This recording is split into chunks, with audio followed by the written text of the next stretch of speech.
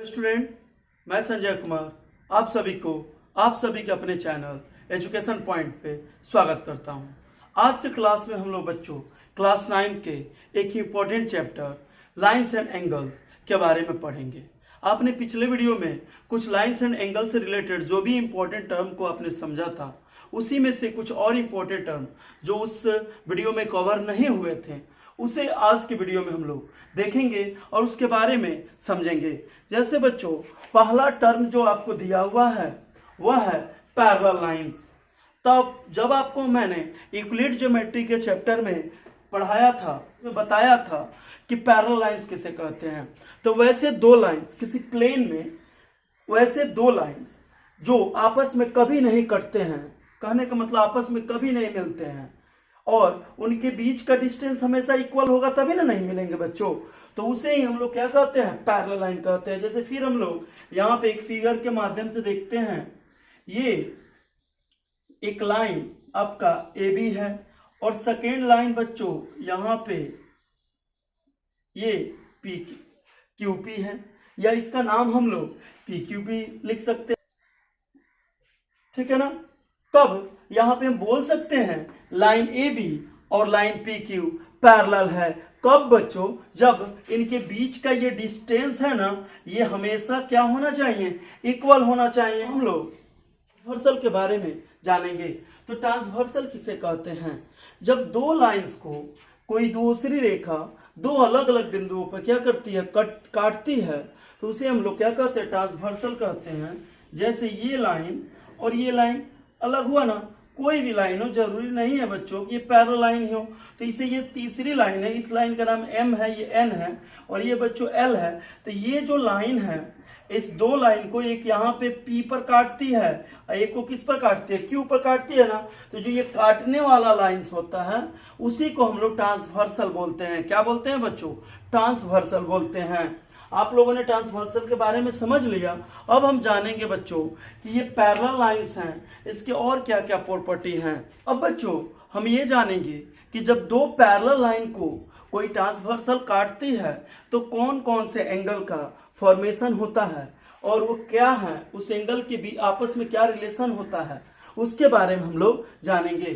तो यहाँ पे बच्चों ये दो अलग पैरेलल लाइन है, एक का नाम एम है और दूसरे पैरेलल लाइन का नाम बच्चों एन है।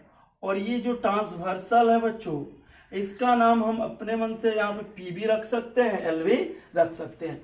तो हम क्या देख रहे हैं बच्चों, इस पॉइंट, मान लीजिए इस पॉइंट जहाँ कटता है बच्चों उसे आर बोल दें और ये जो कटता है उसे हम लोग एस बोल दें, ठीक है ना। तो आर और एस पॉइंट पे कटता है ना बच्चों, तो यहाँ पे जो एंगल बनता है 1 है, ये 2 है, ये 3 है, ये 4 है, फिर यहाँ पे 5 बना, यहाँ पे 6 बना, ये 7 बना और ये एंगल 8 बना। आपने क्या देखा कि जब दो पैरेलल लाइंस को कोई ट्रांसवर्सल कट करता है तो 8 एंगल्स का फॉर्मेशन होता है। कितने एंगल्स बन रहे हैं? 1 2 3 4 5 6 7 8। अब समझ गए ना।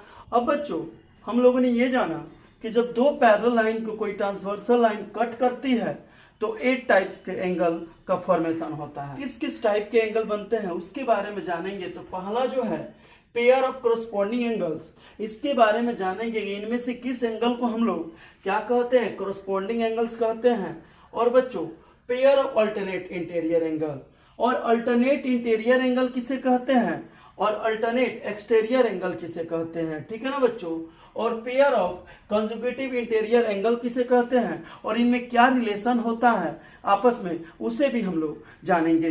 तो आपको बता दें बच्चों कि यहाँ पे कोरोस्पोंडिंग एंगल्स पहले हम लोग देखेंगे कि कौन कौन से हैं। तो ये दिख रहा है ना आपको बच्चों, ये लाइन एम है और ये लाइन एन है ना, उसे ये लाइन पी क्या कर रहा है, काट रहा है। किस किस पॉइंट पे, आर और एस पे ना। तो यहाँ पे एंगल 2 बना और यहाँ पे एंगल 6 बना, ठीक है ना। तो आपको कोरोस्पोंडिंग एंगल पहचानना मैं आपको बता रहा हूँ कि कैसे आप लोग कोरोस्पोंडिंग एंगल इजी वे में क्या कर पाएंगे, पहचान पाएंगे। तो बच्चों यदि ये लाइन है, यहाँ पे देखिए ये लाइन है ना और दूसरा लाइन है, ठीक है। तो देखिए इस लाइन के अपर साइड में ये है और इस लाइन के भी अपर साइड में ये है, तो इन दोनों को हम लोग क्या बोल देंगे, कॉरस्पॉन्डिंग एंगल बोल देंगे, समझ गए ना। फिर उसी तरह इस लाइन के भी अपर में ये है और इस लाइन के भी अपर में ये है, तो इन दोनों को भी हम लोग क्या बोल देंगे, कॉरस्पॉन्डिंग एंगल बोल देंगे। तो यहाँ पे 2 इस लाइन के अपर में है और यहाँ पे 6 अपर में है, तो हम बोल देंगे यहाँ पे एंगल 2 और जो एंगल 6 है ये दोनों क्या है बच्चों, कॉरस्पॉन्डिंग एंगल हैं। फिर वहां पे देख रहे हैं तो 1 है अपर में और नीचे में क्या है 5 है, इन दोनों को हम बोल देंगे कि ये दोनों क्या है, कॉरस्पॉन्डिंग एंगल है। फिर बच्चों अब एक और चीज होता है कि यहाँ पे नीचे है तो इसके भी नीचे वाला ही आपस में क्या होगा, कॉरस्पॉन्डिंग होगा। तो यहाँ पे ये ऐसे भी बोल सकते हैं 3 और 7 भी क्या है, कॉरस्पॉन्डिंग है। फिर उसी तरह यहाँ पे आइएगा तो 4 और 8 भी क्या है आपका, कॉरस्पॉन्डिंग है। तो अब आप लोगों ने ये जाना कि कौन कौन से एंगल इस जब दो पैरेलल लाइन में कोई ट्रांसवर्सल लाइन काटता है तो कौन कौन से एंगल क्या कहलाते हैं, कॉरस्पॉन्डिंग एंगल कहलाते हैं। अब हम लोग ये जानेंगे बच्चों कि अल्टरनेट इंटीरियर क्या है। तो आप ऐसे देखिएगा, यहाँ पे ये 2 पैरेलल लाइन है ना बच्चों, यहाँ पे ये कट कर रहा है ना, देखिए ये जो एंगल है और ये, इसको हम लोग क्या बोलते हैं, अल्टरनेट एंगल बोलते हैं। और दोनों पैरेलल लाइन के बीच में है ना, तो इसे हम लोग बोलेंगे अल्टरनेट इंटीरियर, समझ गया ना। फिर ये साइड का ये साइड, एक आसान तरीका से इसको समझ सकते हैं, जहां पे भी जेड आपको दिखाई दे बनना, क्या बच्चों, जेड, तो यहाँ पे देखिए जेड बन रहा है ना, तो इसको अगर हम लोग इस तरह इसको इरेज कर देते हैं तो यहाँ पे क्या बन रहा है, जेड बन रहा है। देखिए तो इसके ये जेड बन रहा है यहाँ पे, तो ये एंगल और ये एंगल आपका अल्टरनेट होगा। उसी तरह ये एंगल और ये एंगल भी आपका क्या होगा बच्चों, अल्टरनेट होगा। फिर इस तरह भी आप इसको चाहें तो क्या कर सकते हैं, आप जेड बना सकते हैं, लेकिन ये जेड नहीं है, तो यहाँ पे भी ये भी आपका क्या होगा, अल्टरनेट होगा हैं।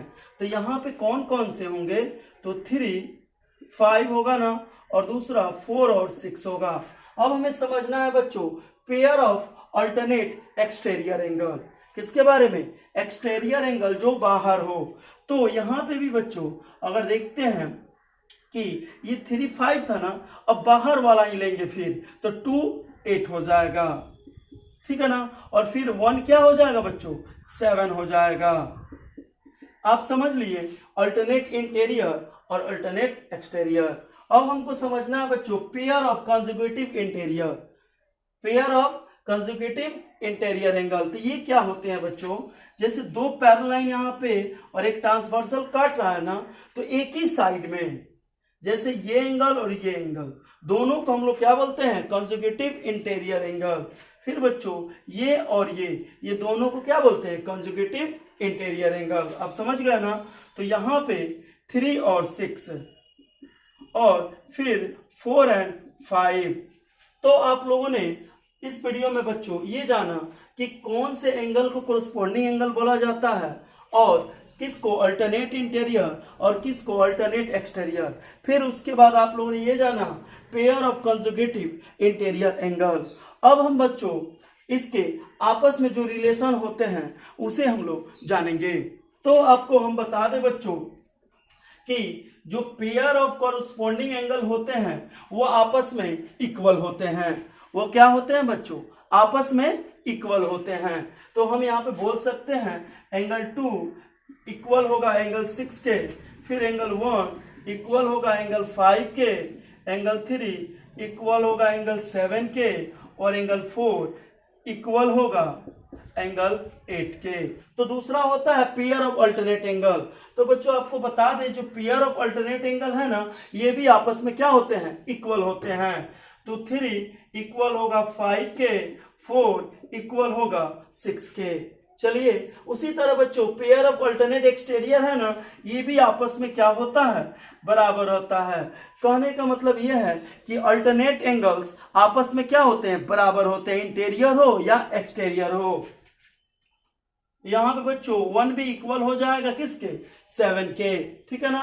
अब हम लोग को pair of consecutive interior angles के जो रिलेशन है उसको जानना है।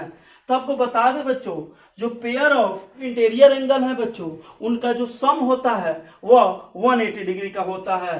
तो यहाँ पे हम लोग लिख सकते हैं बच्चों 3 6 मिला है ना 4 5, तो 3 + 6 ये बच्चों आपको 180 डिग्री का होता है, और 4 + 5 ये भी कितना डिग्री का होता है बच्चों, 180 डिग्री का होता है। लोगों ने बच्चों यहाँ पे इसके रिलेशन के बारे में जान लिया। यदि आपको आज का वीडियो अच्छा लगा हो तो इसे लाइक करें, शेयर करें और इस चैनल को सब्सक्राइब करें।